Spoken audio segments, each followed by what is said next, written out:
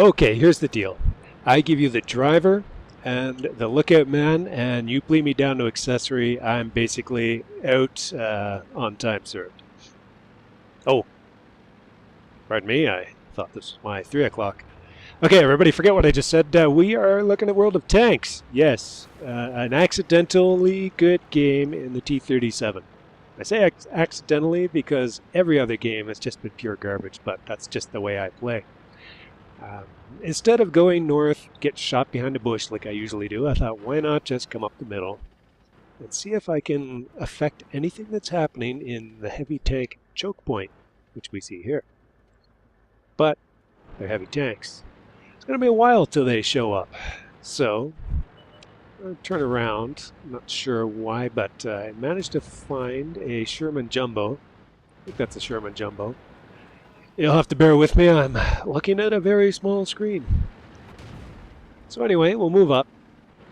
See if maybe he brought any friends to the party. Nothing immediately obvious. And we have customers. So, back over here. AMX 12... No, AMX 1375. Like I said, small screen. He's being pretty brave, but a few shots on the side will convince him that they can't push that choke point.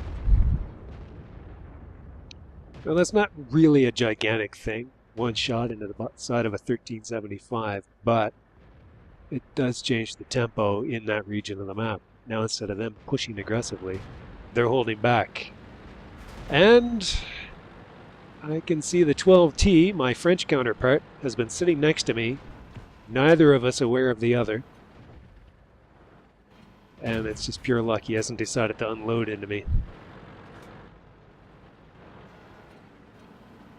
We have no new customers in the choke point, so let's look elsewhere. 12T has backed off. Did he have much company? Let's go take a peek.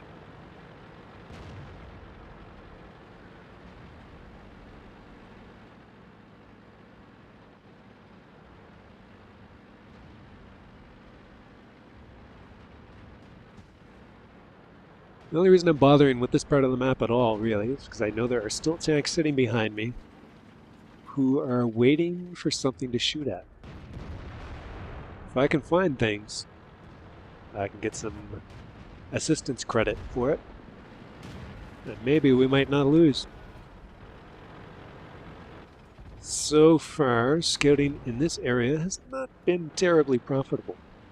As you can see, I didn't scout anything there. They all just disappeared from, I think, from being spotted by the IS.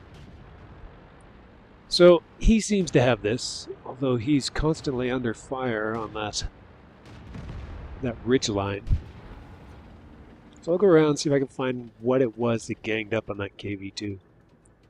It's the Chiri. It's backing into a folding ground.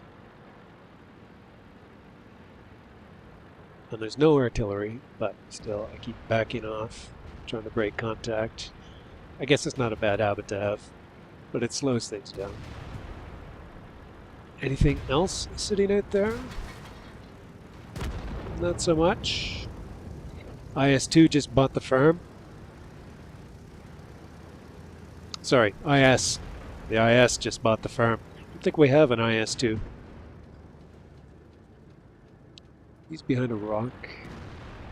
Relatively safe from him. There's a VK. Can we distract him while the T-29 gets a shot? Without the Chiri sneaking out and taking advantage of my foolhardy nature? No, he's not being distracted.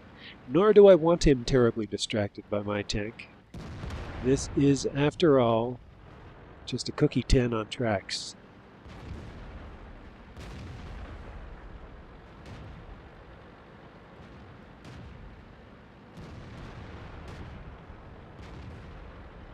Not too stealthy either. As you can see, the turret is roughly the size of an ELC AMX. There's a 12T and a Tiger P tearing apart our base defense. We've just lost one of our tank destroyers, so he's worn out his welcome.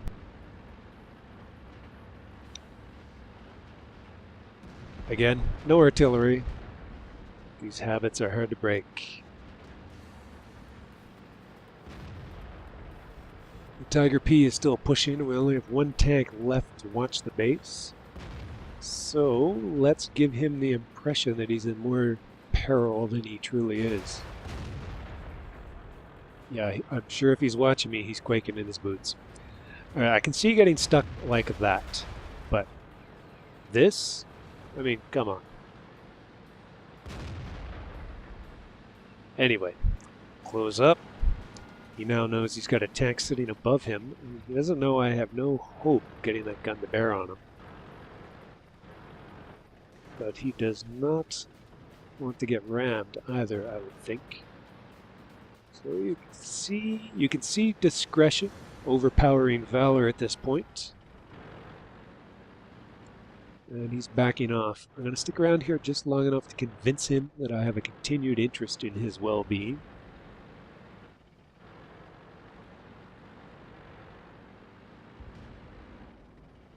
Alright, off the radar. What's really worrying me now is that T-28. He's on 3 kills.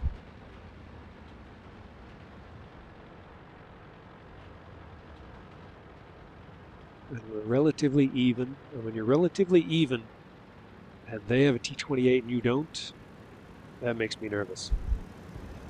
See if we can find any tank. Yes, there he is. He's got some support. Let's try and peel that support away, and then maybe we can go after the T-28. That's that sneaky cheery.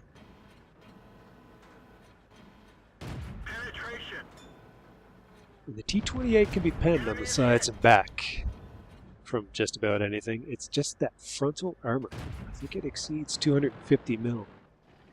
Whatever it is precisely, it's about 100 more than I can get through.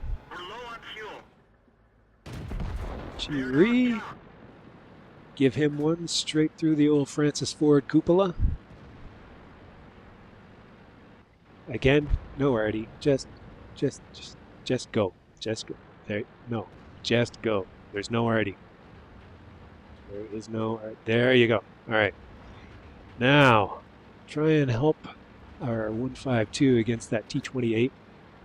If it comes down to a head-to-head with those two, I would not put money on the ISU. And I would not go in on his flank from this distance. I think he could probably turn into me and put a round of HE into me and just end my day. So, swing around this side. I'm going to try and get a lock on him so I don't have to aim and steer. I do well to chew gum and walk at the same time, so carouseling. I don't carousel and drive and aim at the same time. That's a fatal pause right there. I could have got behind him, I think, but he manages to get his back end into the rocks, which is suboptimal for me, because if he thinks to turn left, and there he goes, he's going to have to take the risk on the ISU. I get lucky with the damage roll, and that I didn't lose tracks and engine. I managed to get around him. One more shot, and it's good night, sweet prince. Anyway, a decent match. Good amount of credits and experience for that one. Is the T37 my go-to tank for light tank fun? No, I'm just working to move my way up that particular tech tree. Anyway, that's the first time I ever managed to bag a T28. Never would have thought it would happen driving a T37. Anyway, thanks for watching. We'll see you out there.